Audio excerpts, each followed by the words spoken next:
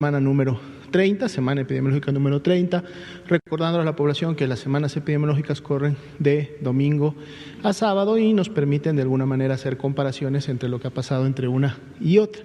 Y precisamente aquí las ven representadas en la parte inferior, ahí están enumeradas cada una de las semanas epidemiológicas y para cada una de ellas están colocadas por fecha de inicio de síntomas las personas que en su momento fueron clasificadas como casos sospechosos, ya prácticamente 830,000 para el día de hoy, y entonces podemos ver también que más o menos la proporción, en un momento determinado de cada una de las columnas, de las que salieron negativas, que son precisamente estas 399,443, están expresadas en la barra de color lila oscuro, también las que ya dieron positivo, que son las barras café claro, 349,396 hasta el momento, y en la barra de color naranja claro están las personas que tienen una prueba de laboratorio tomada, esta prueba está o ingresó ya a un laboratorio de la Red Nacional de Laboratorios de Salud Pública en el país, pero todavía está pendiente su resultado. Sin embargo, nosotros conocemos el porcentaje de positividad que semana con semana también se está obteniendo, y no solamente de todo el país, sino cuál es el porcentaje de positividad específico para cada estado. Entonces eso nos permite hacer cálculos y por lo tanto estimar los casos, es decir, a estas barras de color naranja, o sea, las personas que ya han sido confirmadas mediante un resultado positivo de laboratorio, sumarles la proporción de las barras naranjas de color claro que por este porcentaje de positividad estamos estimando van a ser positivas de seguro en los siguientes días cuando su resultado sea emitido. Cuando hacemos eso, obtenemos la siguiente gráfica, en la siguiente diapositiva, que es precisamente poder estimar los casos, cómo se están en su momento presentando también para cada una de las semanas epidemiológicas. Veamos la línea superior, que es la línea azul claro, esa es precisamente los casos estimados en todo el país, es una curva nacional, que es la sumatoria precisamente de todo lo que está sucediendo en cada una de las 32 entidades federativas.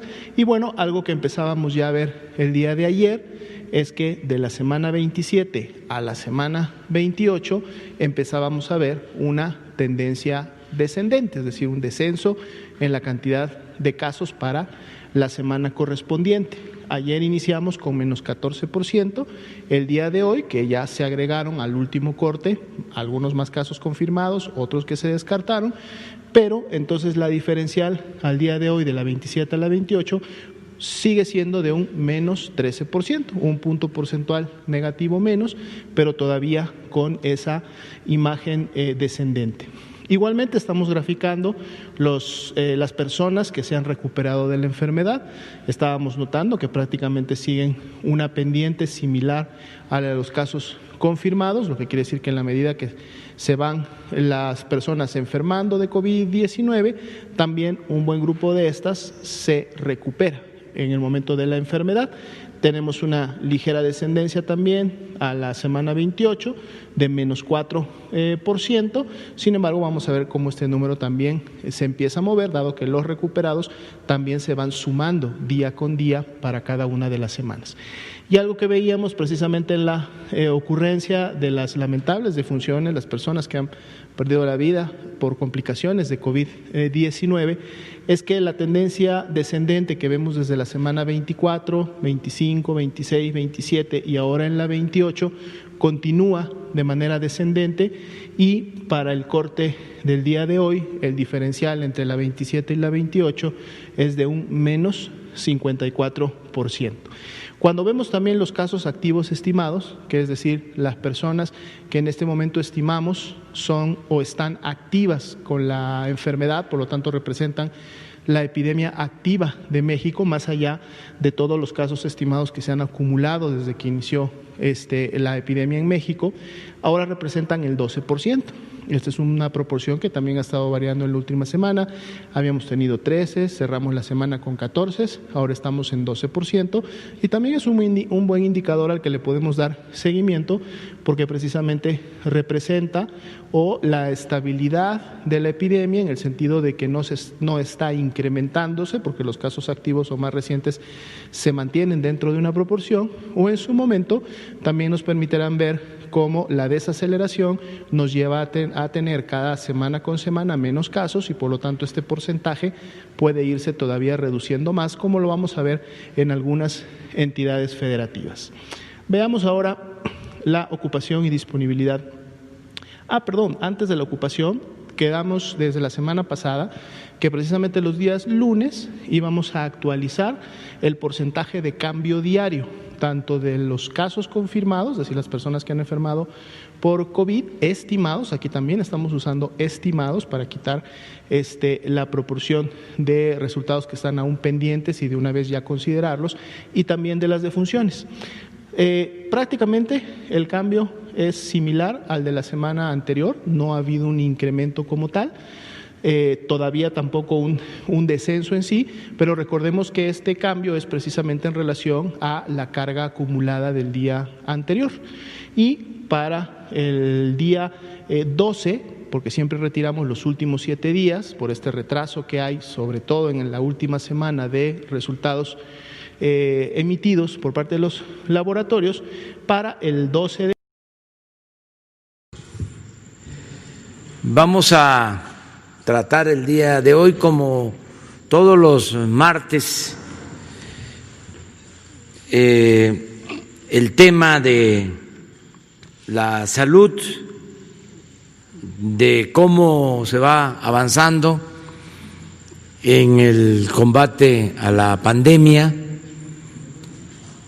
Nos van a informar tanto el doctor Alcocer como el doctor Hugo López-Gatell. También va a informar Marcelo Ebrard sobre la situación de nuestros paisanos en el extranjero y los protocolos, el avance, la participación de México para la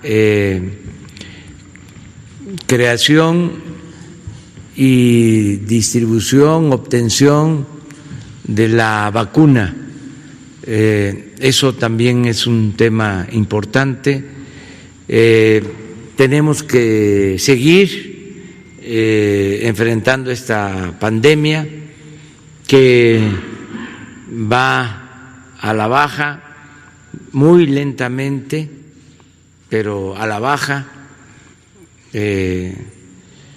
No hemos tenido problemas mayores en cuanto a hospitalización, no ha habido saturación de hospitales, se está atendiendo diariamente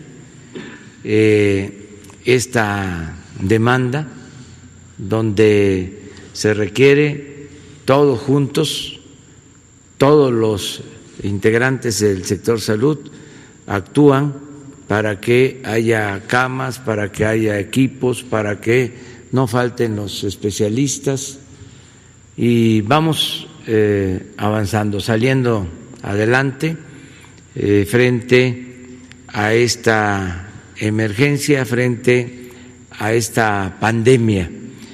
De modo que el día de hoy vamos a dedicarlo básicamente a informar sobre cómo vamos en el combate al COVID-19.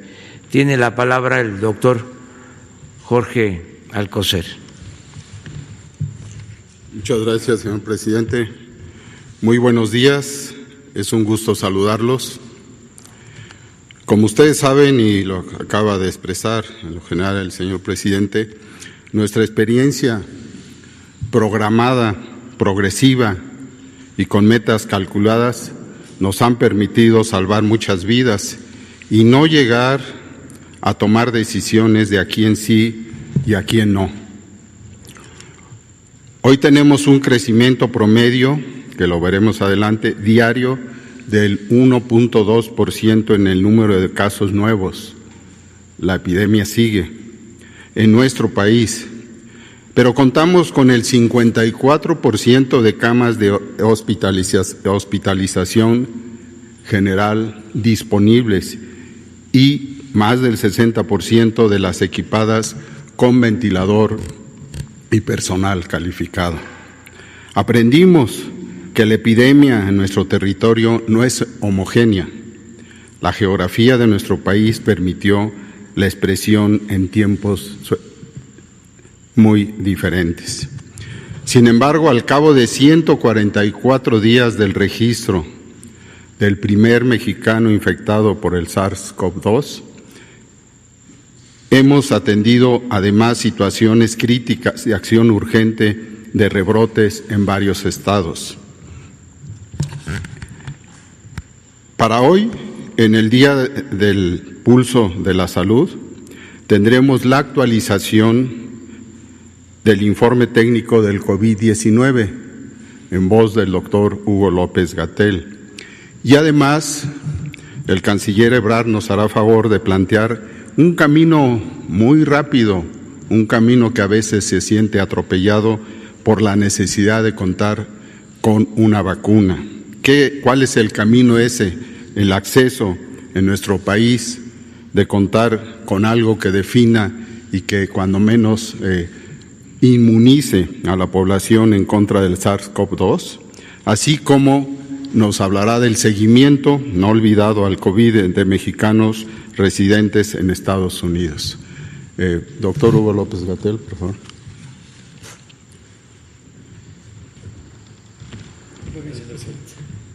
Con su permiso, presidente, secretario, canciller, muy buenos días tengan todas y todos ustedes.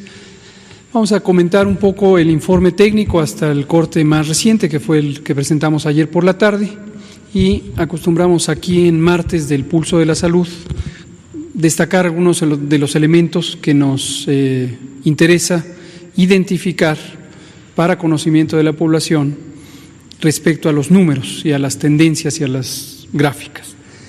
Vamos a presentar la primera. Esto es para recordar que el proceso de nueva normalidad empezó cuando finalizó la Jornada Nacional de Sana Distancia, pero una vez más recordamos que eso en ningún momento ha significado que termina la epidemia y por lo tanto que terminan las acciones de prevención y control.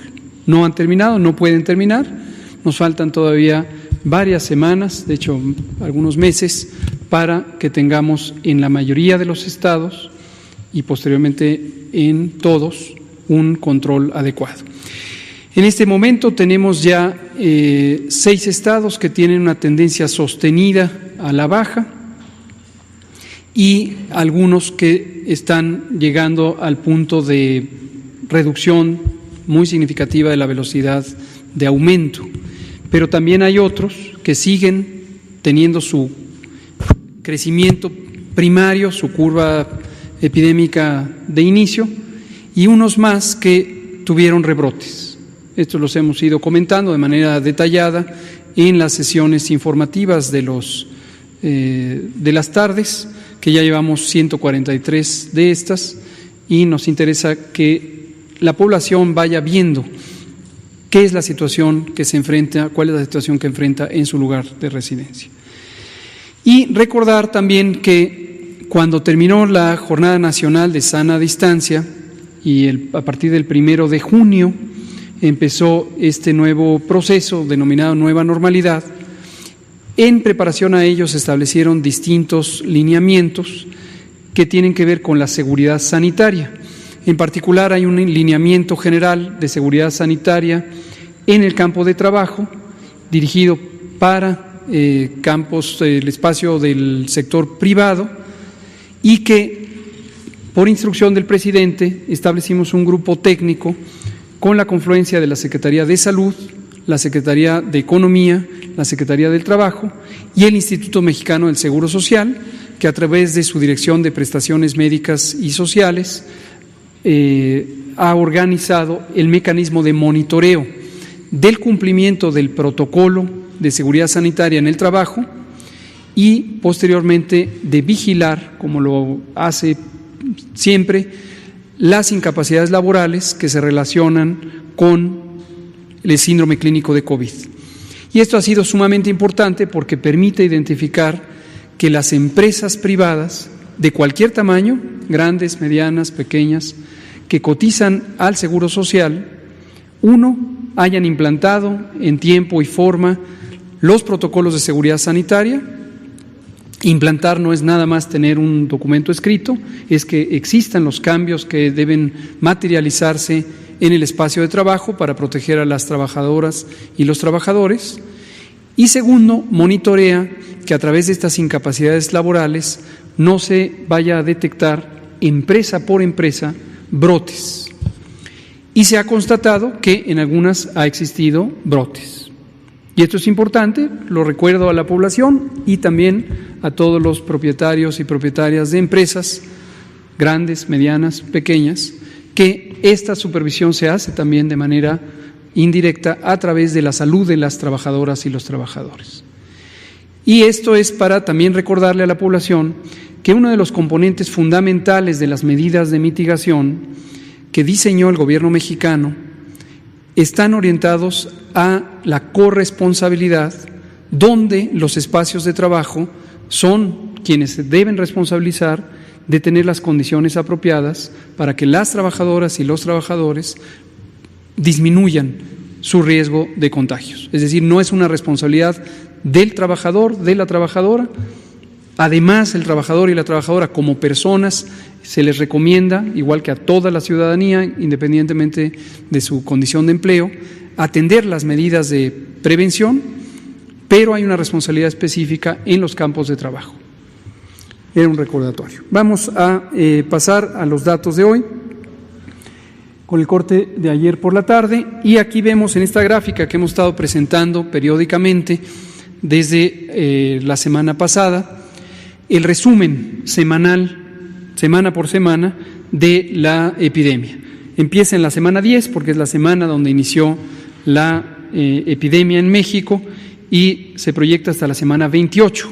En este momento estamos viviendo la semana 30 del año, la semana 30. ¿Por qué cortamos en semana 28? Porque en todos los sistemas de vigilancia epidemiológica del mundo existe una etapa de aproximadamente 2 semanas, las más recientes, en donde el flujo de información, incluidas las confirmaciones de datos por laboratorio, no se han integrado por completo, porque la fuente que emite los datos, que son más de 36,000 unidades de salud de todo el Sistema Nacional de Salud, pues tienen un tiempo de procesamiento. Y si mantuviéramos esas 2 semanas, las más recientes, nos daría una falsa impresión de que ahí se acaba la epidemia. Todas las curas epidémicas terminan en ese descenso. Entonces, hasta la semana 28, esa es la tendencia, y lo que se puede ver es que tenemos 349,396 casos confirmados, pero también 79,112 que están en condición de sospechosos. A estos sospechosos les multiplicamos por el porcentaje de positividad, es decir, cuánta es la proporción de personas que sabemos que por semana y por estado van a resultar positivas, y con esto se hace una estimación. Vamos a ver la siguiente. Aquí está la estimación, y entonces aquí lo que tenemos es en tiempo real, independientemente del proceso de confirmación, tenemos en tiempo real la epidemia. Y si consideramos este porcentaje de casos que resultarán positivos, 387,267 casos estimados hasta la semana 28, hasta el corte de la semana 28. Ahora, un dato que es muy importante y que debe ser seguido de manera periódica, nosotros lo hacemos, pero lo ponemos a la consideración de la población para que visualice estas señales de las que hablamos repetidamente de que la epidemia se está haciendo más lenta. Una muy importante es el porcentaje de casos registrados que tuvieron el inicio de sus síntomas en los últimos 14 días. Hemos comentado muchas veces que, aunque es afición de los medios de información y que llevan a la narrativa pública a ello, contar los casos acumulados desde el primer caso, En términos técnicos, es una información que da una señal equívoca sobre la epidemia, porque en general 80%, 8 de cada 10 personas que han tenido COVID ya se recuperaron. No hay duda que desafortunadamente algunas personas han fallecido, 39.485 hasta el momento. Pero quien no tuvo un desenlace fatal, quien no está en este momento hospitalizado, ya se recuperó. Entonces, ir sumando los casos da una idea errónea del tamaño de la epidemia, porque la epidemia no nada más aumenta, llega un momento en donde empieza a disminuir. Y llevamos ya 3 semanas consecutivas en donde existen estas señales de disminución. Entonces, en concreto, a nivel mundial, en este momento que la epidemia está en una fase todavía expansiva y hay algunos continentes que se van incorporando a la epidemia, todavía siendo el mayoritario el continente americano, tenemos en promedio 23% de los casos, casi la cuarta parte, ocurrieron en los últimos 15 días. En México estábamos en esa condición hasta hace 3 semanas y empezamos a ver un descenso progresivo, una disminución. Y es lo que se ve en esta casilla verde que está en la diapositiva, 46.820 personas con COVID lo han tenido en los últimos 14 días, de los casos confirmados. Y 12% es ese porcentaje, no 25, no 23, sino 12%. Cuando tenemos la perspectiva de los estados, este es un indicador también muy importante porque nos permite ver el nivel de actividad epidémica que hay en las entidades federativas. Entonces hay que estar al pendiente de pero es una buena noticia. Habla de este enlentecimiento, de esta reducción de la epidemia. La siguiente, por favor. El otro es este indicador que ya comentaba el secretario de Salud, mi maestro, el doctor Alcocer, y lo podemos ver de manera gráfica. Ya lo presentamos solamente una vez a la semana porque no cambia tanto del día a día, pero es la velocidad a la que crece la epidemia. Algunas personas se inquietan y se preguntan cómo es posible que nos digan que la epidemia se está reduciendo cuando el número de casos que vemos cada día es mayor. No hay ninguna contradicción al respecto. Efectivamente, los casos de ayer eran menos que los que habrá hoy, todavía. Pero el porcentaje de cambio de un día para otro es menor. Y esto es la velocidad a la que crece la epidemia. Desde luego, como la epidemia ha ido creciendo, representa un número cada vez mayor de casos. Pero el porcentaje de cambio lo que nos habla es de esa velocidad de cambio, de esa aceleración de la epidemia. Y lo que vemos en la gráfica es que cuando inició la epidemia, en el lado izquierdo de la gráfica, teníamos 26% de cambio de un día para otro, en promedio. Y luego se fue reduciendo y en abril bajó a cerca de el 12%, en mayo estuvo alrededor de 10 u 8%, en junio estuvo alrededor de 6 a 7%, en julio de 5 a 6% y finalmente en este momento, a casi terminar julio, estamos viendo que estamos a 1.2%. Llegará el momento en que tengamos 0% de crecimiento de la epidemia. ¿Esto quiere decir que se acaba la epidemia? No. Lo que quiere decir es que ya no hay más casos hoy que ayer. Y a partir de ese punto, los casos del día presente empezarán a ser menores que los casos nuevos del día anterior. Y entonces este número lo empezamos a ver en forma negativa. -1, -2, -3, -4. Y ahora sí es la reducción en términos numéricos de la epidemia. La siguiente diapositiva nos muestra la misma idea, ya no la explicaré en detalle, pero para la mortalidad, para el número de muertes. Y lo que vemos es esta reducción, en este momento está creciendo a 1.3% y luego irá llegando a 0. Les recuerdo también 2 cosas que es importante que siempre tengamos en mente para que no nos confunda la desinformación. Lo primero es, la vigilancia epidemiológica no pretende contar todos y cada uno de los casos. No se pretende eso. Nunca ha sido intención, ni en México ni en ningún otro país del mundo. Ningún sistema de vigilancia epidemiológica pretende contar exhaustivamente todos y cada uno de los casos. El tamaño real de la epidemia en términos del número de casos, es muchísimo más grande de lo que cualquier sistema de vigilancia epidemiológica del mundo documenta. ¿Cuánto más? Varía de acuerdo a la estrategia de vigilancia epidemiológica, pero el tamaño real es mucho mayor. Y eso, en sentido estricto, una vez que las personas se han recuperado, esa parte solamente es una noticia positiva, porque para que las epidemias de enfermedades infecciosas cesen, se necesita tener una cantidad suficiente de personas que tuvieron la infección, que desarrollaron una respuesta inmune, no necesariamente por anticuerpos, y que ya no se pueden contagiar, por lo menos en un periodo razonable, para que no haya reemergencia. Y ese porcentaje, aquí lo hemos explicado un par de veces, tiene que ser cercano, para este virus, cercano al 65% de la población.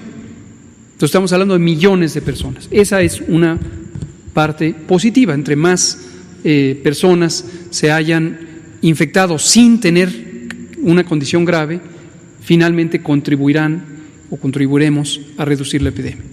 La parte que no es positiva definitivamente, pero la decimos con igual claridad, es que desafortunadamente hay personas que fallecen. Y en ese sentido también la vigilancia no pretende hacer una cuenta exhaustiva de todos los casos. Para eso existen las estadísticas vitales, que tienen otro procedimiento. Y hay una autoridad nacional, que es el INEGI, órgano constitucional autónomo, que se encarga de las estadísticas vitales. Es la fuente oficial de estas estadísticas vitales. Y llevamos trabajando varias semanas con INEGI, con el Registro Nacional de Población, que depende de la Secretaría de Gobernación, con el Instituto Nacional de Salud Pública, con la Organización Panamericana de la Salud, la Secretaría de Salud, por supuesto, y el Seguro Social, en analizar algo que ya se empieza a ver en otros países. Concretamente, en la región europea se presentó el viernes pasado el informe de exceso de mortalidad. Nos interesa que todo el mundo tenga claro qué esperar. En Europa, el informe de exceso de mortalidad lo que muestra es cuántas veces más aumentó la mortalidad durante este año, 2020, en lo que llevamos de la epidemia de COVID, comparado con lo que tradicionalmente en 2019, 18, 17, 16, varios años atrás, ocurría de mortalidad general por todas las causas. No es la mortalidad por COVID, es por todas las causas. Pero en este tipo de epidemias aumenta la mortalidad por muchos mecanismos que se van después estudiando en todos los países progresivamente. Y la Organización Mundial de la Salud ha propuesto, desde otras epidemias anteriores, ocurrió en la influenza 2009, métodos estandarizados para que los países hagan este ejercicio de análisis del exceso de mortalidad y entonces se pueda comparar finalmente cuál es el impacto general en el mundo. Entonces, insisto, en Europa ya se presentó y se muestran datos importantes que revelan que podría estar causando COVID en Europa 2 a 5 veces la mortalidad convencional, la mortalidad de años previos, 2 a 5 veces. En México estamos haciendo este análisis, como lo anunciamos hace más de 5 semanas, y estamos usando los métodos estandarizados y muy probablemente pronto vamos a tener resultados ya que comentar con México. Bueno, vamos a terminar con la ocupación hospitalaria. En la ocupación hospitalaria, como ya decía el doctor Alcocer, tenemos ya 30.106 camas. Noten ustedes que se han ido incrementando, y de ellas 46% están en este momento ocupadas. Estas son las camas generales, las camas que no necesitan equipo y personal especializado en medicina crítica, en personas críticamente enfermas. Si lo vemos por entidad federativa, no me detengo en todas, pero se muestra de izquierda a derecha en las columnas. Empezamos con Nuevo León, que tiene ocupación de 79% y tiene una reserva en este momento de 21%. Otros estados, Nayarit, Tabasco, tienen en este momento ocupación de 76% y ya tiene una reserva incrementada de 24%. Recordarán que hace unos días teníamos 16% de disponibilidad en Tabasco. ¿Por qué aumentó? Porque aumentó el número de camas. Establecieron una unidad temporal de 50 camas, hay reconversiones en el Seguro Social, en los distintos hospitales de la Secretaría de Salud de Tabasco se hicieron ampliaciones y por eso hoy ya documentamos esta ampliación. Y así vamos a seguir todo momento adelante de la sobreocupación hospitalaria. Y la última diapositiva muestra la misma idea, pero para camas destinadas a personas críticamente enfermas. Algunas son primariamente terapias intensivas, unidades establecidas de terapia intensiva, y otras, en este caso son la mayoría, se habilitaron camas generales para que tuvieran los equipos necesarios, los ventiladores mecánicos, los monitores y sobre todo el personal especializado en el manejo de personas en estado crítico. De estas tenemos 39% ocupadas, por lo tanto 61% disponibles, y si las vemos de izquierda a derecha, aquí sí Tabasco en este momento encabeza la lista, aunque todavía tiene un 34% de disponibilidad. Y esta es importante, el seguimiento de esta variable, de esta situación, porque como decía ya el secretario y lo ha comentado el presidente en múltiples ocasiones, incluido ahora, hemos logrado que no se rebase la capacidad instalada o expandida del Sistema Nacional de Salud. Y este es un objetivo específico que nos trazamos desde la preparación de esta epidemia, donde a través de dos mecanismos, la mitigación comunitaria masiva, que es estas medidas de sana distancia, nos permitieron reducir la velocidad de contagios para que nunca llegáramos a tener en el día más importante de transmisión una cantidad de personas que necesitaron hospitalización y que fuera mayor a la disponibilidad de camas. Y lo segundo, expandimos el número de camas. Entonces son los dos objetivos fundamentales que nos han permitido reducir el impacto en la mortalidad. La mortalidad, y con esto termino, la mortalidad por COVID tiene un componente directo causado por el virus. El daño orgánico que produce este virus emergente, este virus que estaba en el reino animal, no se ha determinado exactamente en qué especies de animales silvestres, y que emergió hacia la población humana, hacia la humanidad, la especie humana, a fines del 2019, causa un daño muy importante a los pulmones, principalmente, causa daños en otros órganos y los puede lesionar gravemente y desafortunadamente por este mecanismo puede causar la pérdida de la vida. Y este es un fenómeno que no se puede modular excepto que se tenga o una vacuna, que ahorita se mencionarán los esfuerzos para obtenerla, o tratamientos específicos. Y hasta el momento no hay ningún tratamiento médico que haya tenido un impacto, un efecto sustancial en reducir la mortalidad por este virus, en la parte del daño orgánico que produce. Pero enfatizamos una y otra vez estas dos medidas de evitar la saturación hospitalaria, porque se sabe, y ha ocurrido tristemente en otros países, sobre todo los que estuvieron afectados por la epidemia al inicio, que hay una parte evitable de la mortalidad. Y esta depende de que exista la posibilidad de atender a las personas con oxigenación invasiva, con hidratación, con muchos otros procedimientos, y entonces se reduce la mortalidad respecto a lo que hubiera ocurrido. Esa es la mecánica del manejo de la epidemia. Muchas gracias, presidente.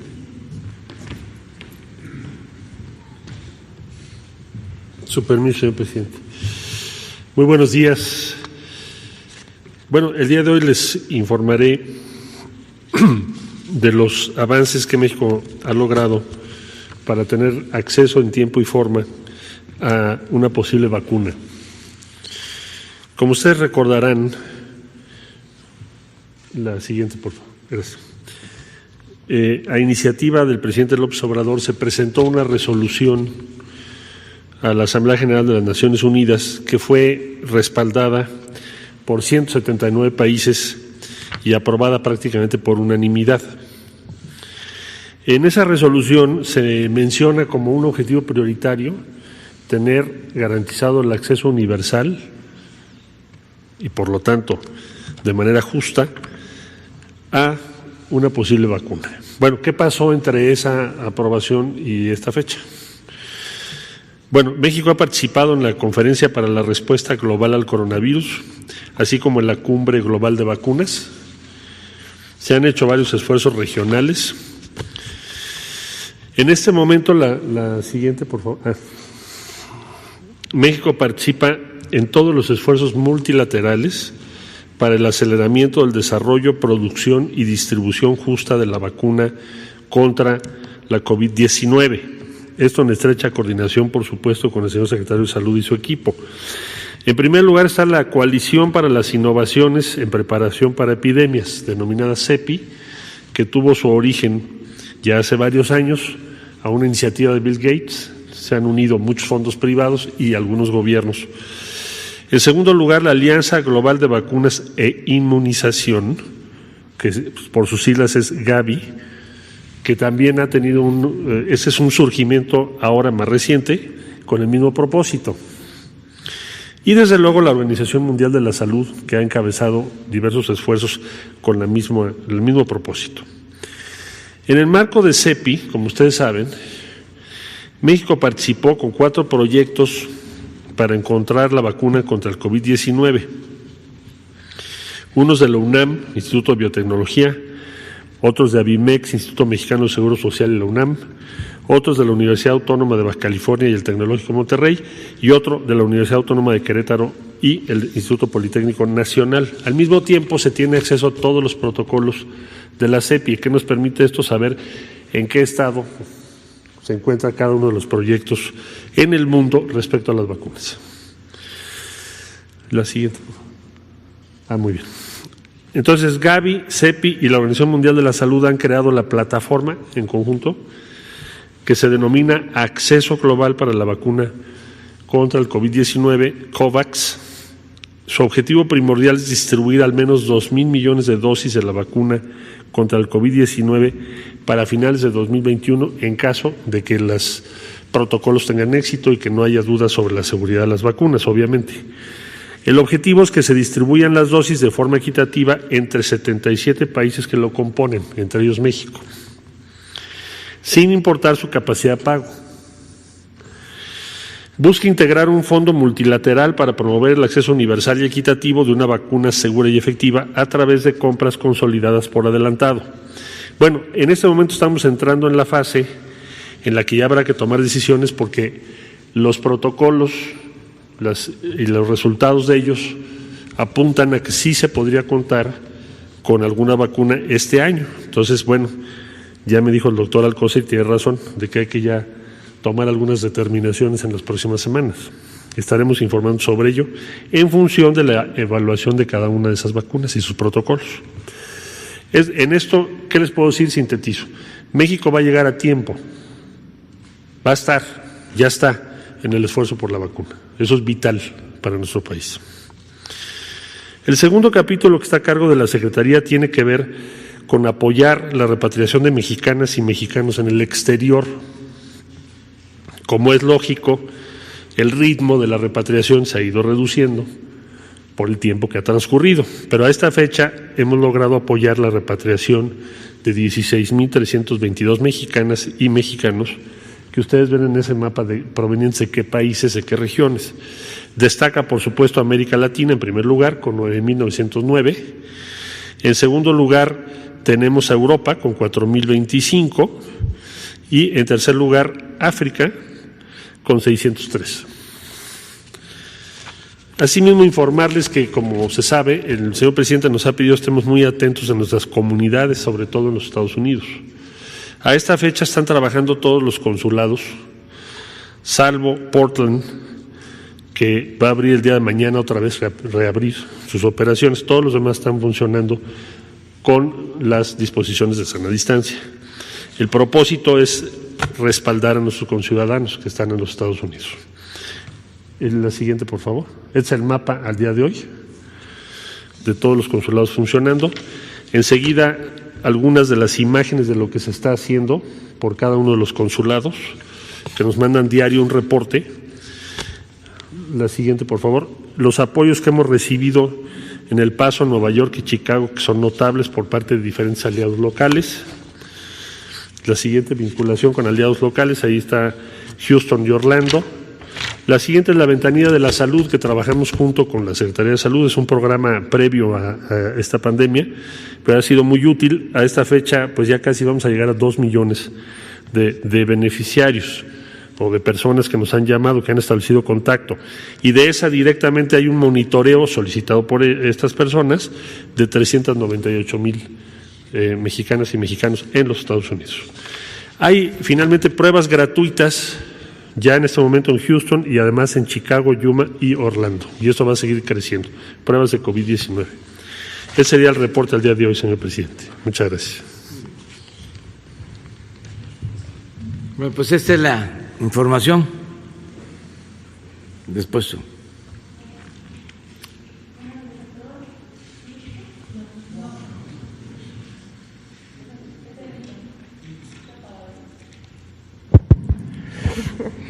Lisbeth Álvarez, Diario Basta, de Grupo Cantón. Gracias, presidente.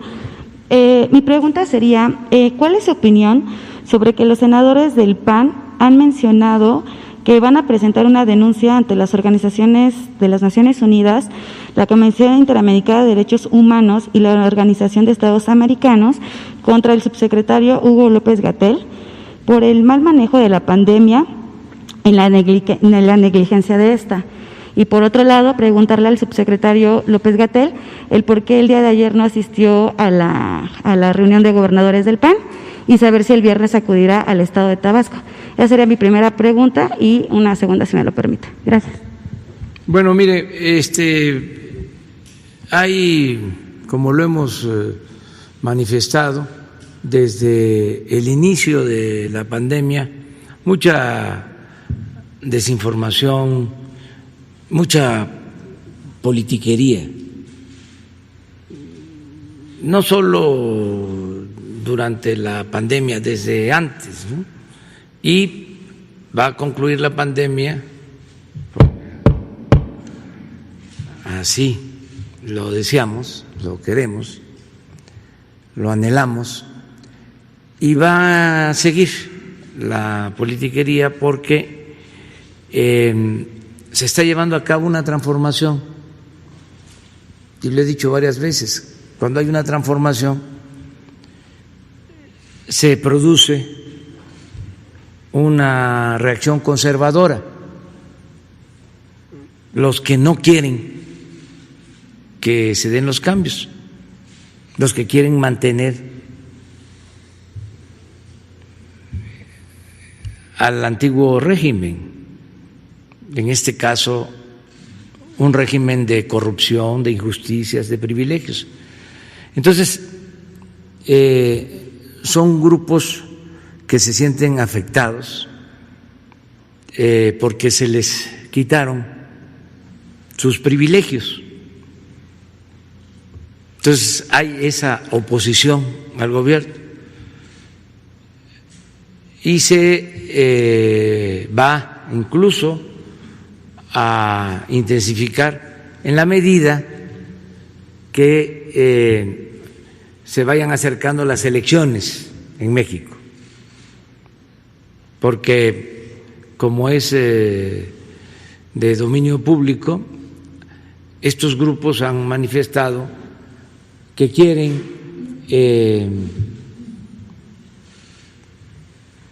tener mayoría en el Congreso.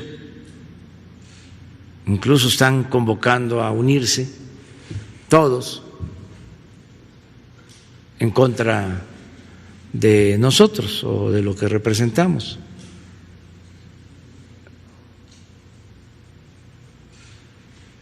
Por eso estas acusaciones que van a la ONU, que van a la OEA, que van a la Organización Mundial de la Salud,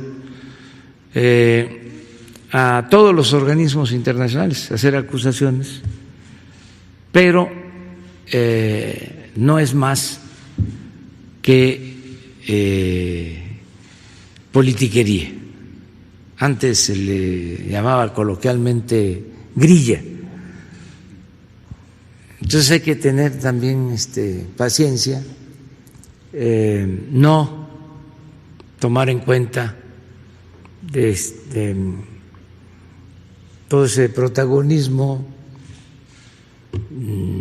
sin fundamento, irresponsable, porque se están queriendo montar en una tragedia. Eso es lo que hace la prensa amarillista, que quisiera que hubiesen más muertos en México que en ninguna parte del mundo. Lo que hace el Reforma, de que sin tomar en cuenta a la población de los países, nos compara y nos pone como entre los países con más fallecimientos. Es muy triste y lamentable compararnos, ¿no?, cuando se trata de fallecidos, pero ellos lo hacen. Entonces, no está de más decirle a la gente, a los mexicanos, que aunque ofrecemos disculpa a otros países por compararnos, y sobre todo en este caso tan lamentable, pues en proporción al número de habitantes, en México hay menos fallecidos que en Estados Unidos, menos fallecidos que en Brasil, menos fallecidos que en España, que en el Reino Unido, que en Italia y que en otros países. Y que lo que hemos hecho, y lo digo en plural, ha sido muy bueno, a pesar de lo terrible de esta pandemia y del dolor que produce. Se ha logrado disminuir el número de fallecimientos, se han salvado vidas, y esto se ha logrado en primer lugar por la actitud responsable de nuestro pueblo. Porque ¿qué hubiese pasado si llamamos a que la gente se retirara a sus hogares y no hubiesen hecho caso? Pues entonces el contagio iba a ser mayor, masivo, y al mismo tiempo muchos más enfermos, y no íbamos a tener hospitales para atender enfermos, porque el régimen anterior de corrupción dejó por los suelos el sistema de salud. Entonces, cuando la gente hace caso y actúa responsablemente y se cuida y no sale, esto permite que el contagio no se dé con tanta intensidad y nos da tiempo para reforzar el sistema de salud y tener los médicos que no habían, especialistas, contratar personal, reconvertir hospitales, hacer hospitales COVID, comprar ventiladores que no teníamos, tener los equipos para dar atención a la gente, pero con la estrategia que se aplicó primero, insisto, porque la gente actuó de manera responsable y lo tenemos que agradecer. Fue ejemplar el comportamiento del pueblo de México. Esto nos ayudó mucho, porque aquí hay un agravante que ya va a llegar el momento de analizarlo. Nos afectó más el COVID porque se padecen en México de enfermedades crónicas, más que en otros países. Ahora que fui a Washington en la plática con el presidente Trump, que me preguntaba sobre cómo estamos enfrentando el problema de la pandemia, le dije, es difícil para nosotros, estamos saliendo adelante por el apoyo del pueblo y porque nos dio tiempo para atender a todos los enfermos. No nos pasó como en otros lugares, en otros países, en donde había que esperar camas. Y incluso hay quejas de que se seleccionaba al paciente, que se podía atender de acuerdo a la edad. Una situación muy lamentable. Entonces, eso lo evitamos en el país. Aquí, antes de terminar de contarles sobre esta plática con el presidente Trump, abro un paréntesis para decir que toda esta estrategia ha funcionado porque se decidió hacerle caso a los especialistas, al doctor Alcocer, y uno de ellos, muy importante, el doctor Hugo López-Gatell, que nos ha ayudado mucho con un equipo de expertos. Por eso hemos salido adelante. Cierro el paréntesis y le decía al presidente Trump en la plática, ¿saben que desgraciadamente los dos países que representamos padecemos de enfermedades crónicas? Le decía yo, el primer lugar en el mundo, le dije con todo respeto, en obesidad, Estados Unidos. El segundo lugar en el mundo en obesidad, México. Entonces, el que con esas enfermedades, padecimientos crónicos estemos saliendo adelante no es poca cosa, porque un porcentaje elevado de fallecimientos desgraciadamente tienen que ver con enfermos hipertensos, con diabetes, con enfermedades renales, con obesidad. Nos tenemos que preparar. Bueno, ¿y por qué tenemos esos niveles de enfermedades crónicas tan elevados? Porque era el reino del neoliberalismo, era crecer como fuera, sin importar la salud de la gente, sin importar nada, hacer dinero,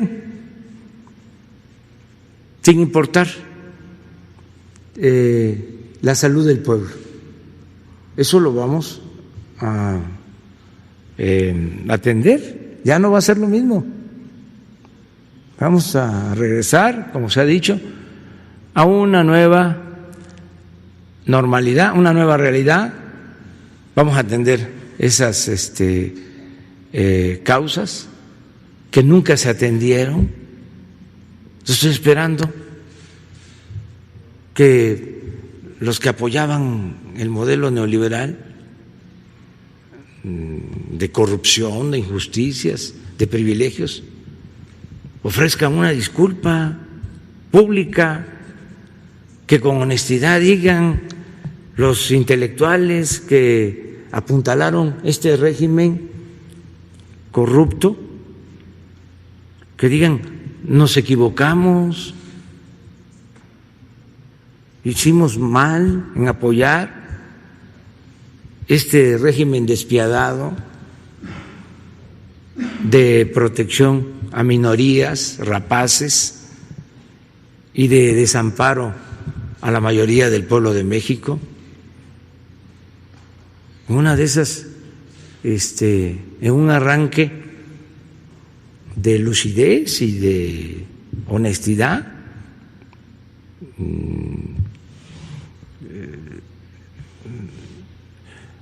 leemos un manifiesto de esa naturaleza, no lo descartemos. Entonces, para cerrar con tu pregunta, es propaganda, grilla, politiquería. Bueno, si usted le permite saber el por qué el subsecretario Hugo López-Gatell no asistió ayer a la reunión de gobernadores del PAN y si el viernes irá a Tabasco. Sí. Por favor.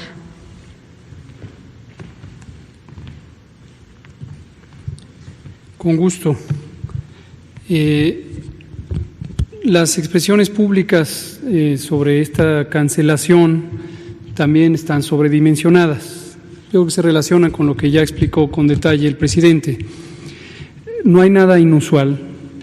Los gobernadores de este grupo del Partido Acción Nacional han estado trabajando en sí mismos como un grupo un poco aparte de los demás gobiernos estatales en sus ámbitos de actividad política, siempre respetable, pero en la materia técnica pareciera como que fuera del consenso de la Conferencia Nacional de Gobernadores, que representa a los 32 mandatarias y mandatarios estatales, ellos tenían la intención de tener un trato específico por ellos autoidentificarse en un grupo de acuerdo a el partido en que militan. Sin embargo, tenemos un grupo de trabajo que convoca semanalmente, conjuntamente la Secretaría de Gobernación con la Secretaría de Salud, las personas titulares, la doctora Olga Sánchez Cordero, el doctor Alcocer, y en consenso con la Conferencia Nacional de Gobernadores. Esto lo hemos platicado aquí muchas veces, en la tarde también, y revisamos distintos temas de interés nacional. Originalmente era principalmente COVID, cuando empezamos a sesionar semanalmente, hace más de 8 semanas o 7 semanas, era COVID y uno de los elementos de especial interés era el semáforo de riesgo COVID. Ahora se han incorporado otros temas. La secretaria de Economía, Graciela Márquez Colín, está dando avances sobre el tema del TEMEC y las implicaciones positivas, muy positivas que tiene para nuestro país, y entonces se tratan distintos temas. La postura del Gobierno de México es un trato, desde luego, respetuoso, equilibrado e igualitario a las 32 entidades federativas, independientemente de quién es el mandatario o mandataria y cuál es el partido político que representa. Entonces, insisto, la semana pasada, que tuvimos en jueves esta conferencia, como la tenemos todas las semanas o casi todas las semanas, la CONAGO, a través de el titular de la Comisión de Salud, que es el gobernador Mauricio Vila de Yucatán, planteó que sería bueno tener una reunión más detallada sobre el tema del semáforo, básicamente para dar oportunidad a que las y los mandatarios estatales tengan los elementos técnicos de mayor detalle que les permitan un reconocimiento más claro de cuál es la metodología técnica y científica de este semáforo. Nos pareció excelente, pero en eso se interpuso esta solicitud de una reunión específica para los gobernadores de este grupo que se autoidentifican pues por su visión partidista, ¿no? No hay nada perdido. Efectivamente, ayer no se concretó la reunión, pero este miércoles vamos a retomar la conversación con CONAGO, este jueves vamos a tener la reunión con CONAGO y seguiremos nosotros en el tema de salud con un trato igualitario y además un enfoque técnico de la materia de salud. Muchas gracias. Presidente, y mi última pregunta, ¿saber qué información tiene sobre la salud del maestro Zoe Robledo? Está bien, pues tuvo que salir de Chiapas, ya está en México, pero está bien de salud. Un accidente muy aparatoso, lamentable, perdió la vida una persona, y de parte de Zoe, que venía con otros acompañantes, también hubieron heridos, pero ya estuvo incluso hoy en la mañana en la reunión. Está mal de la muñeca, pero no está en mal estado de salud, y pues fue muy lamentable porque perdió la vida una persona en este accidente. También nuestro pésame, ¿sí?, a la familia de esta persona que perdió la vida. Presidente, como última pregunta, nada más saber su opinión sobre que se está proponiendo que el 1 de julio sea el día de la Cuarta Transformación. ¿Cómo? ¿Cuál es su opinión sobre que se está proponiendo que el 1 de julio sea como el día de la Cuarta Transformación? Pues no quiero opinar sobre eso, ¿no? Yo sí tengo parte del 1 de julio, tengo fijo o muy pendiente el día 1 de diciembre, que vamos a cumplir 2 años, y yo aseguré que para el 1 de diciembre ya van a estar sentadas las bases de la transformación de México, que ya voy a poder decir que se está consolidando la transformación. Creo que para el 1 de julio ya los cambios en el marco legal, los programas que se están implementando y sobre todo los hábitos que ya se están creando van a estar lo suficientemente consolidados. Cambios legales, programas y hábitos nuevos, hábitos democráticos más afianzados para el día 1 de diciembre, que vamos a cumplir 2 años. Ya voy a estar más satisfecho del trabajo realizado. Vamos con Isabel.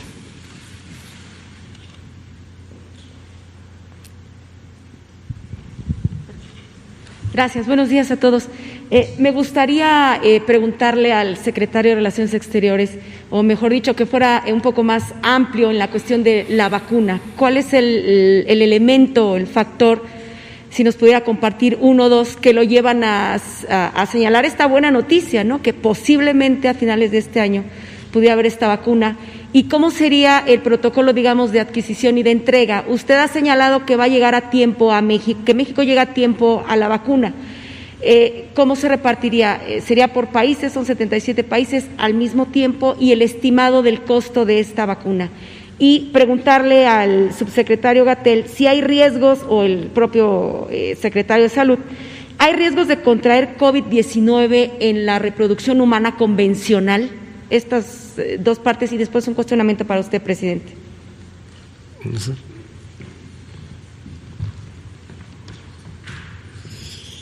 Bueno, el costo a estas alturas sería muy difícil estimarlo, eso no lo sabemos aún, sería muy pronto para decirlo. El método que se está tratando de organizar o se está organizando es que haya un proceso de compras consolidadas por adelantado. Para eso hay que decidir y tener acceso a la información de los resultados de las denominadas fase 3, que es parte del protocolo de cada una de las vacunas.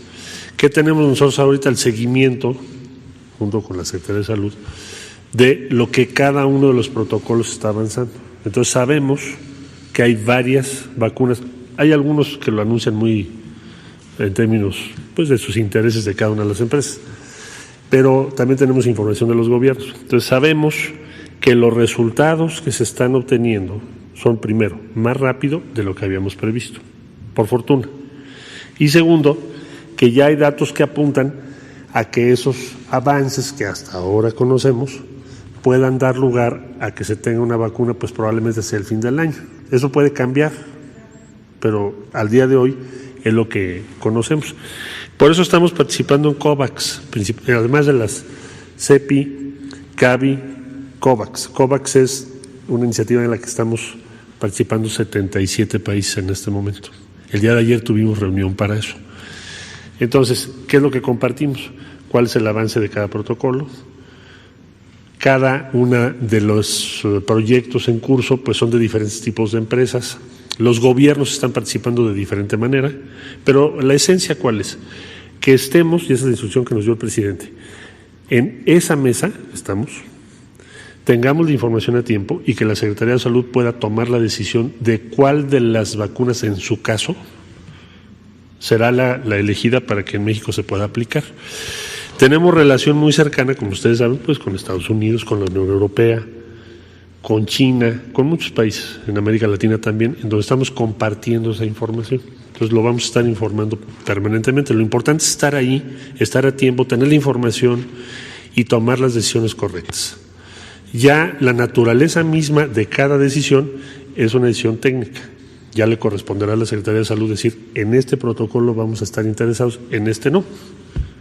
Hay que apresurar entonces, por ejemplo, la compra consolidada para tener un mejor número en la repartición de las vacunas. Claro, estamos participando porque estos 77 países lo que queremos es que en lugar de que sea que cada quien se vea en el libre mercado al precio que sea, que ya te imaginarás las distorsiones que puede tener, en lugar de eso, que seamos el conjunto de los países con apoyo de diversas instituciones, entre otras la Organización Mundial de la Salud, la Organización Panamericana de la Salud, que podamos tener acceso en tiempo y forma, a esa vacuna con un precio razonable.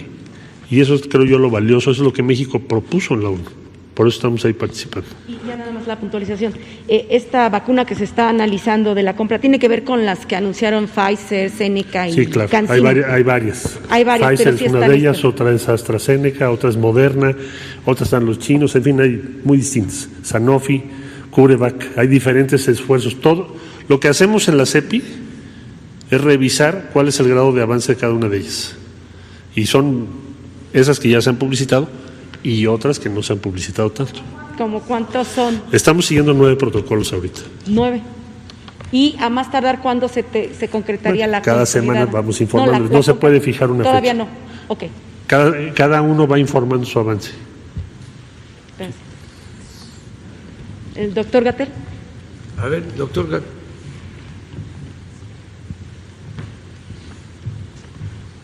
Muchas gracias. Su pregunta era sobre si en la reproducción humana se puede transmitir. Convencional, ¿hay riesgo de transmitir el COVID? Exacto. Es importante, esta pregunta fue abordada al inicio de esta epidemia, cuando se detectaron los primeros casos en China. La experiencia durante la epidemia en China dio información muy valiosa y una de las prioridades fue identificar el mecanismo o los mecanismos de transmisión. Se buscaron en distintos estudios con distinta intensidad Otras vías convencionales de transmisión, por secreciones respiratorias, se verificó que es el mecanismo de transmisión. Se buscó si se podía transmitir por agua y alimentos y se descartó. Si podía haber animales que fueran reservorios y que transmitieran, se descartó. Si hubiera vectores, insectos como mosquitos, y no se encontró evidencia de ello. Si se transmitiera por sangre y no hay una evidencia sustancial de que este sea un mecanismo de transmisión relevante, y por relaciones sexuales, y no se encontró hasta el momento evidencia sustantiva. Desde luego, en la reproducción humana, pues también hay un fenómeno de acercamiento físico, y si una de las dos personas en la pareja tiene durante los primeros días, 14 días, vamos a poner en general, del inicio de los síntomas, o incluso los 2 días antes del inicio de los síntomas, en donde ya se puede tener la capacidad de infectar, que se llama el periodo presintomático, pues si hay besos, abrazos, cercanía, se puede transmitir, pero es por la vía respiratoria, no por la vía sexual. En el portal del Centro Nacional para la Prevención y Control del VIH-Sida y otras infecciones de transmisión sexual, mejor conocido como CENSIDA, y que es www.cencida.gov.mx, hay una sección específica sobre la sexualidad y COVID, y hay varios documentos de consulta en donde la doctora Letze de la Torre, la directora general, y su equipo han puesto a disposición la evidencia científica más reciente sobre el tema. Gracias. Presidente, 2 cuestiones.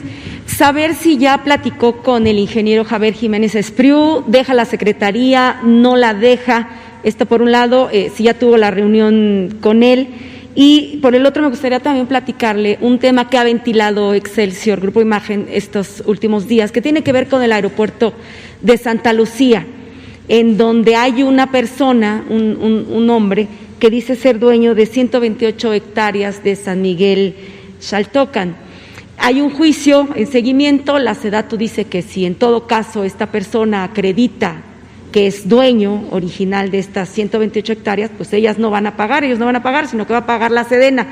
Yo le pregunto, ¿ustedes como gobierno estarían en la posibilidad de llegar a un acuerdo extrajudicial para entregar en tiempo y forma este aeropuerto, o van a esperar a que se desahogue todo el juicio? Mire, no tenemos ningún problema.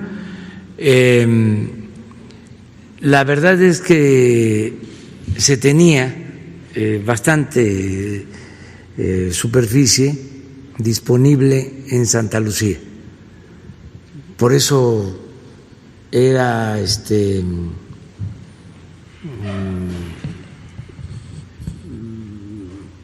increíble, pues, que no se dieran cuenta durante mucho tiempo de que existía la opción de hacer el aeropuerto en Santa Lucía, porque estamos hablando de cerca de 3,000 hectáreas en la base aérea de Santa Lucía. Para que tengan una idea, el actual aeropuerto de la Ciudad de México tiene 650 hectáreas y en Santa Lucía casi 3,000 hectáreas.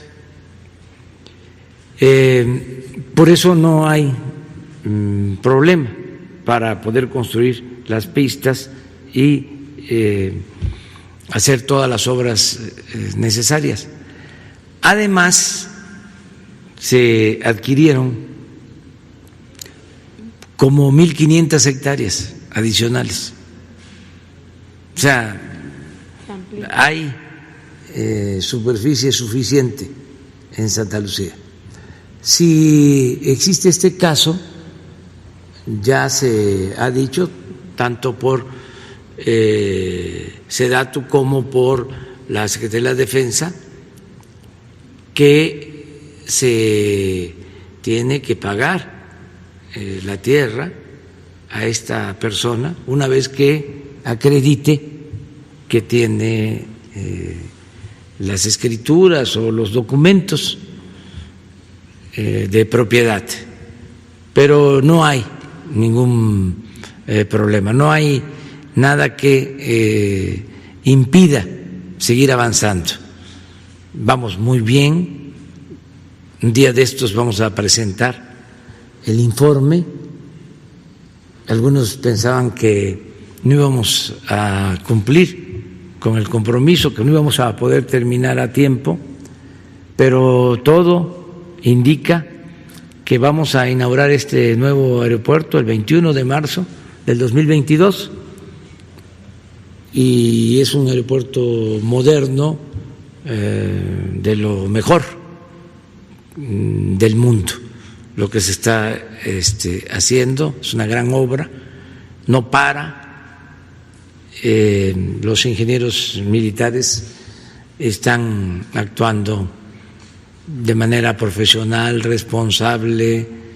Es un ejemplo, porque además nos vamos a ahorrar solo en construcción del aeropuerto 225,000 millones de pesos, porque el aeropuerto de Texcoco estaba estimado en 300,000 millones y el de Santa Lucía va a costar 75,000 millones. Entonces es un ejemplo de cómo, si se maneja el presupuesto con honradez, rinde y se hace más con menos. Es un símbolo,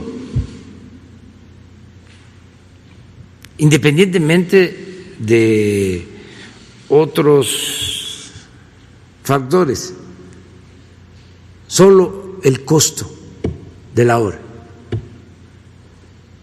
Entonces vamos adelante y estamos en la mejor disposición de atender esta petición, esta demanda del propietario. ¿Lo han buscado personalmente para llegar a un acuerdo? No tengo información precisa, pero creo que sí. Y si no lo han buscado, se le va a buscar. ¿Le pediría que acudiera con usted, por ejemplo? Yo creo que ¿O con Sedena? Más a el ingeniero Vallejo, al general Vallejo, el encargado de la obra, que lo busque de mi parte. Porque seguramente se va a enterar que estamos tratando este tema. Jiménez Espriu. Que no hace falta hacer oficios ya. Aquí ya de manera directa. Pueden llegar a una acuerdo. Hablé ayer con el ingeniero Javier Jiménez Espriu y quedamos en reunirnos el jueves, de modo que pasado mañana, jueves, yo les informo. ¿Usted quiere que o se el quede? viernes. ¿Usted quiere que se mañana. quede en la Secretaría, Jiménez Espriu? Estamos platicando y en unos días más vamos a decidir. Pero sí está de por medio la renuncia. Estamos platicando, vamos a esperarnos. ¿Van a platicar sobre la renuncia? ¿O sobre qué van a platicar? Desesperemos. Bueno, ¿sobre qué van a platicar? ¿Sobre qué va a platicar con Jiménez Espriu? Pues todo lo que tiene que ver con la Secretaría. Muchas ¿Sobre Santa cosas. Lucía, por ejemplo? O sea, ¿usted le dice que se quede o que tome su decisión? Estamos platicando. Estamos platicando. Él es un agente de bien, de un hombre íntegro, al que yo respeto mucho, y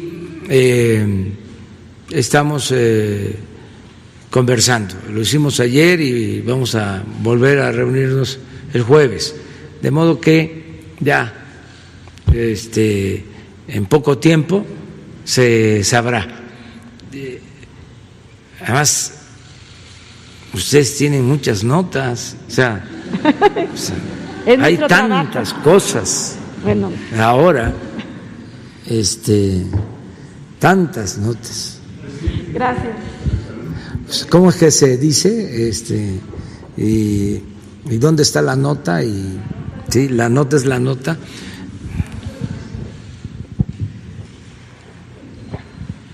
Presidente de todos los mexicanos, Carlos Pozos, reportero de La Molécula. Usted nos había dejado una tarea que consiguiéramos los nombres de los 95 senadores que votaron a favor de la reforma energética. No le voy a dar los 95, pero sí los principales. Le quiero decir que a favor de la reforma energética del Partido Revolucionario Institucional votaron David Penchina, que era el presidente de la Comisión de Energía, Carlos Romero de Champs, Omar Fayad Meneses, Héctor Yunes Landa, Claudia Artemisa Parlovich, Emilio Gamboa Patrón, Humberto Domingo Mayans, Enrique Burgos, Félix Arturo González Canto, Manuel Cavazos Lerma, Roberto Armando Albores, René Juárez Cisneros, José Francisco Yunes Zorrilla, Manuel Humberto Cota Jiménez. Eso es por parte del PRI. Por parte de Acción Nacional, Luisa María Calderón Hinojosa, Salvador Vega Casillas, Ernesto Cordero Arroyo, Juan Carlos Romero Hicks, Francisco García Cabeza de Vaca, Francisco Domínguez Servín, Roberto Gil Suart y Javier Lozano Alarcón. Y por parte del Partido Verde Ecologista, Ninfa Salinas Sada, Jorge Emilio González Martínez, Pablo Escudero Morales. Y también habla mucho de quienes votaron en contra. En contra votaron por parte del PRD Rabín Sabat Salazar, Fernando Mayans, Adán Augusto López, Zoé Robledo, y por parte del PT Manuel Bartlett. Esos son los nombres de los senadores que votaron, y esa fue la tarea que nos dejó, presidente. Sí, mire, yo creo que con la detención del señor Lozoya se van a aclarar muchas cosas, porque se va a saber si para la aprobación de esa reforma hubo dinero de por medio. Es decir, si se compró la reforma. Por eso es muy importante el que la Fiscalía haya resuelto arreglar jurídicamente la extradición del señor Lozoya como testigo colaborador o como testigo protegido, porque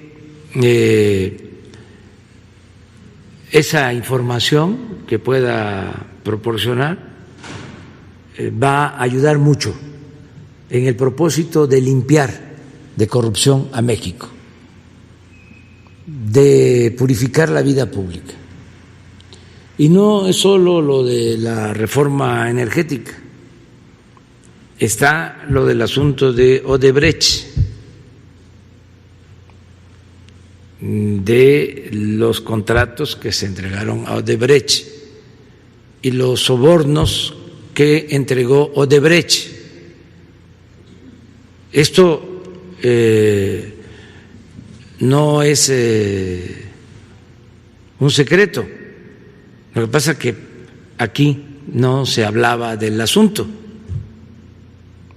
pero el señor Odebrecht, como testigo protegido en Estados Unidos, dio a conocer que en México entregó sobornos por 10.500.000 y que por esos sobornos obtuvo utilidades de alrededor de 40 millones de dólares. Eso está en las declaraciones de Odebrecht en Estados Unidos, o de esa información se tiene conocimiento. Entonces hay que ver qué tipo de contratos. Se habla de una planta de etileno en Coatzacoalcos que se contrató y Pemex entregó gas, se comprometió a entregar gas para la planta, dejando sin gas a las plantas de Pemex. ¿Sí? Un contrato muy desfavorable a Pemex. O sea, se agravó la situación financiera de Pemex, se afectó a Pemex con ese acuerdo. Y además, la planta se financió con créditos de la Banca de Desarrollo de México. Entonces, sí, es un asunto relevante. No hay que generalizar, no hay que decir que todos los legisladores fueron sobornados, eso no. Además, no adelantar vísperas, no especular. Si se tiene el compromiso del señor Lozoya de dar la información a cambio de una reducción de pena, porque así es el procedimiento. Cuando hay un testigo protegido, por la información que ofrece para profundizar en la investigación, castigar a más involucrados, y algo que es muy importante en el caso de México y en todos los casos, ¿no? En Estados Unidos lo practican mucho, la recuperación del dinero. Sí. Nosotros queremos recuperar dinero. Por ejemplo, si hubo un sobreprecio en la planta de fertilizante, se calcula que fue un sobreprecio de $200 millones. Eso tiene que devolverse al erario. Por eso yo no veo mal el procedimiento que no se aplicaba en México, aunque existe. Creo que se aplicaba en el caso de delincuentes vinculados con el narcotráfico, pero no a delincuentes de cuello blanco. Ya ven que había la diferencia, ¿no? No se tocaba la delincuencia de cuello blanco, eran como los hijos predilectos del régimen, y sí, y no a todos, los delincuentes comunes. Ahora es parejo. Entonces sí va a ser muy interesante lo que informe el señor Lozoya. Mi primera pregunta, señor presidente, ¿qué va a pasar con el círculo de Emilio Lozoya? Le hablo de los nombres de Froilán García Galicia, de Víctor Díaz Solís, de Alejandro Martínez Ibájar, de Miguel Tame, de Leonardo Cornejo, de Carlos Roa Rodríguez y de Rodrigo Arteaga Santoyo. El señor Lozoya pues no actuaba solo, necesitaba de estas personas que al parecer pues ya también están en investigación. ¿Qué va a pasar con ellos? Y con esto, presidente, la refinería Dos Bocas se va a ver afectada, le digo, porque también el director de PTI, el ingeniero, déjeme ver, el ingeniero Leonardo Cornejo, pues tuvo que ver también con algunas adjudicaciones en el caso de Odebrecht, y usted dijo en enero que pues no se iba a contratar a nadie que tuviera algún duda de su proceder. ¿Qué va a pasar con Dos Bocas? ¿Se va a afectar por caso Lozoya? No, es una obra que va avanzando muy bien de acuerdo al programa. Hay 4 o 5 empresas grandes que están construyendo esta refinería. Si un servidor público de Pemex está involucrado en este asunto y se demuestra de que es culpable, porque no se puede juzgar a nadie a priori, no puede haber juicios sumarios, si en el proceso legal es responsable, pues se le suprime el cargo y se pone a disposición de la autoridad competente para ser juzgado y lo sustituye otra persona y la obra no se detiene para nada. Afortunadamente hay muchos buenos ingenieros en Pemex. Estamos rescatando a Pemex por los trabajadores de Pemex que están ayudando, los ingenieros de Pemex. Lo mismo en el caso de la Comisión Federal de Electricidad, se está rescatando porque las 2 empresas quedaron en bancarrota, las querían desaparecer en el periodo neoliberal, tanto a Pemex como a la Comisión Federal de Electricidad. Y los trabajadores de la Comisión Federal de Electricidad están ayudando, contentos, porque estamos rescatando a Pemex, rescatando a la Comisión Federal de Electricidad. Estaban tomadas las empresas, se había privatizado todo, eran buenos negocios privados, malos negocios públicos. Lo mismo en el caso de ferrocarril, en todos. O sea, era atracar a Pemex, atracar a la Comisión Federal de Electricidad. Yo recuerdo que cuando estaba joven, o más joven que ahora, que estudiábamos, participamos en el movimiento de Rafael Galván. Estaba yo en primero de la carrera de ciencia política, íbamos a las marchas y se buscaba la democratización del sindicato de electricistas y había una consigna, se coreaba: Suter, apaga la luz, Suter, apaga la luz.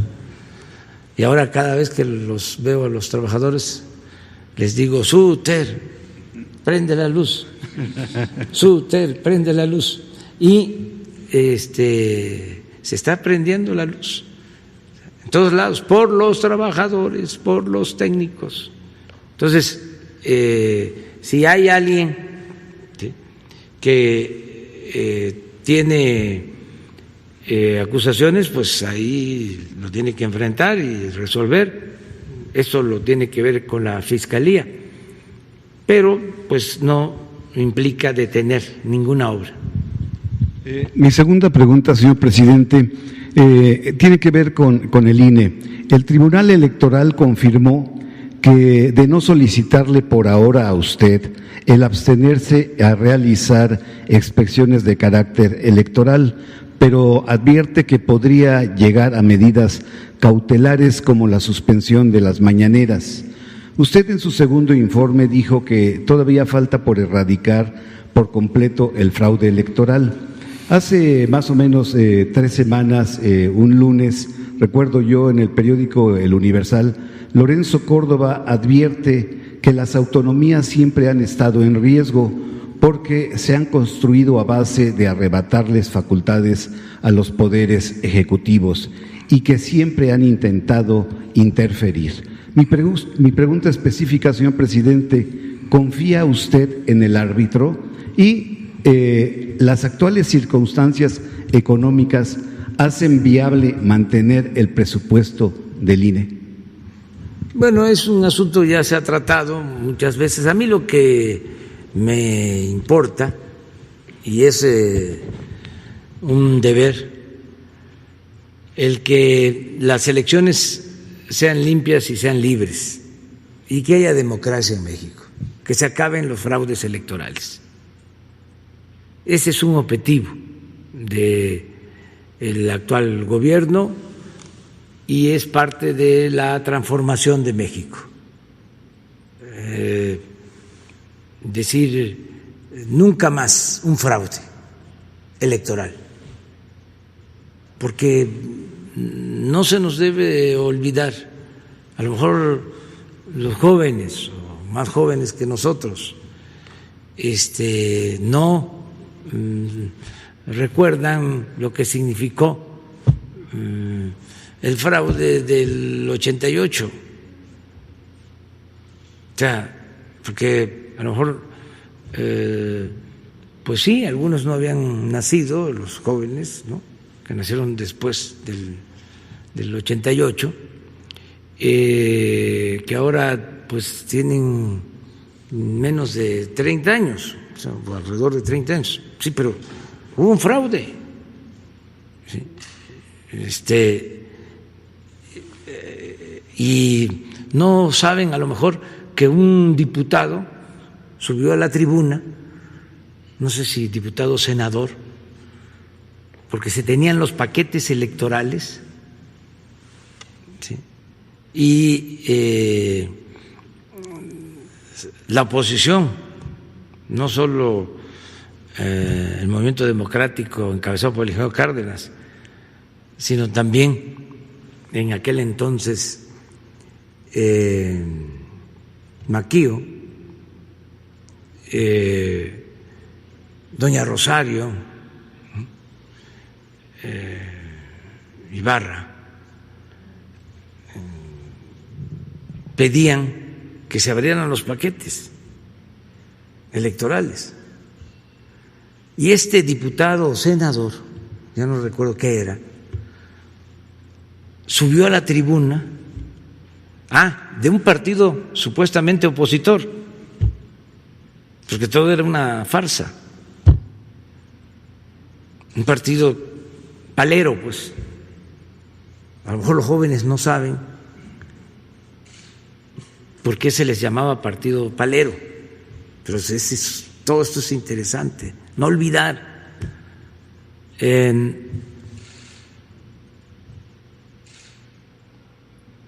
Este legislador exclama que debían de quemarse, destruirse esos paquetes. Fíjense la historia. A los pocos días hubo un incendio en la Cámara de Diputados, nada más que el viento no sopló para donde estaban los paquetes y no se quemaron, pero de todas maneras los destruyeron.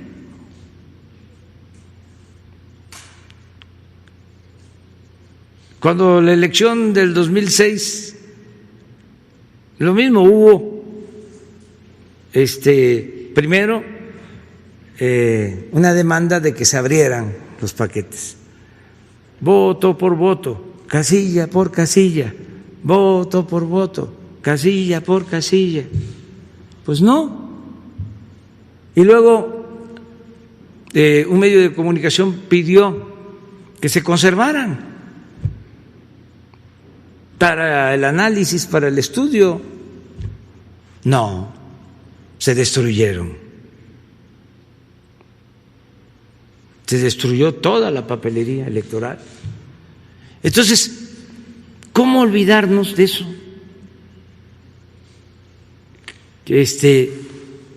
Ya basta. A mí lo que me sorprende es de que todos estos personajes defiendan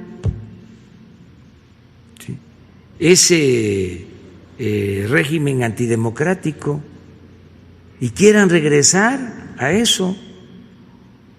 Entonces lo que nos importa es que haya democracia, que haya transparencia, que las autoridades electorales no estén al servicio de ningún partido, del gobierno, como ha sucedido siempre. Yo nunca he platicado con el presidente del INE,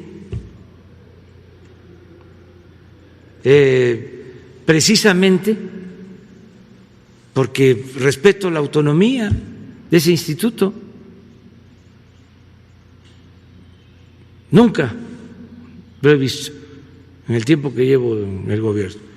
Y seguramente sí se reunía con el presidente Peña y con otros, pero yo no. Les decía yo que en el caso del fiscal, porque hay autonomía en la Fiscalía de la República, tiene como 5 meses que no me comunico con él. Además, como vino lo del COVID, pues tanto él como yo nos cuidamos. Y pero no hay comunicación porque ya la Procuraduría no depende del Ejecutivo. El doctor Alcocer lo veo mínimo 2 veces por semana, a Marcelo 3 veces por semana, o más, al Hugo también, diario, pero porque tienen que ver con el Poder Ejecutivo. Muchas gracias, señor presidente. Muy bien, le vamos a dejar hasta allá, porque ayer nos pasamos y hubieron muchos reclamos de la gente de que era mucho tiempo y que no debemos de consumir. Sí, vamos a hacer gira. Vamos a estar en Oaxaca. La reunión de seguridad y la conferencia nacional va a ser en Oaxaca el viernes, porque voy a aprovechar también para visitar obras. Voy hacia el Istmo y voy a la costa de Oaxaca, me regreso hasta el domingo, o sea que nos vamos el jueves por la tarde-noche y regresamos el domingo. Vamos a hacer un recorrido por Oaxaca, sobre todo vamos a el Istmo de Tehuantepec y a la costa, a Huatulco, vamos a Puerto Escondido, vamos a ver cómo va el avance de la construcción de 2 carreteras que son muy importantes, la de Oaxaca al Istmo y la de Oaxaca a Puerto Escondido, que son 2 carreteras que se iniciaron hace más de 10 años y no se terminan, y nosotros la vamos a concluir se está trabajando en las dos carreteras que van a ayudar mucho en la comunicación de Oaxaca. Aparte de que estamos trabajando como en 120 frentes para caminos de concreto a municipios de Oaxaca, pero estas son carreteras, les llaman supercarreteras, casi autopistas. Vamos a supervisar y vamos a inaugurar una primera etapa del puerto de Salina Cruz, de la rehabilitación que se está haciendo en el puerto, y vamos a ver ya el avance que se tiene en la construcción del ferrocarril, de las vías para el ferrocarril del Istmo. O sea, tenemos bastante trabajo por allá. Vamos a salir por Puerto Escondido. O sea, sí, vamos a Oaxaca, de Oaxaca a Ixtepec, Tehuantepec, Salinas, Huatulco y Puerto Escondido. O sea, el Istmo, bueno, Oaxaca, Valle Central, el Istmo y la costa. Es probable que sea por avión a Oaxaca y de regreso también de Puerto Escondido. Y voy después al norte. Tengo pendiente ya una gira necesito ir. Voy a Nayarit, sí, voy a Sinaloa y voy a ir a Cajeme. Voy a Cajeme y voy a Baja Sur también. Voy a Los Cabos. Después de esta. Ya.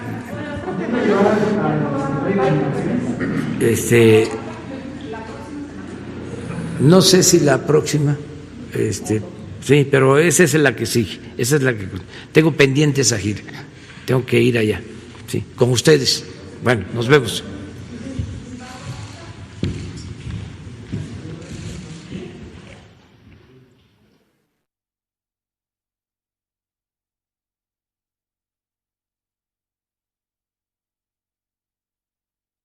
Los mexicanos somos como las montañas de nuestro país.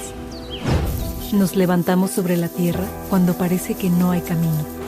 Como los ríos, somos una corriente que nada ni nadie puede detener. Y como los volcanes, tenemos el corazón de fuego.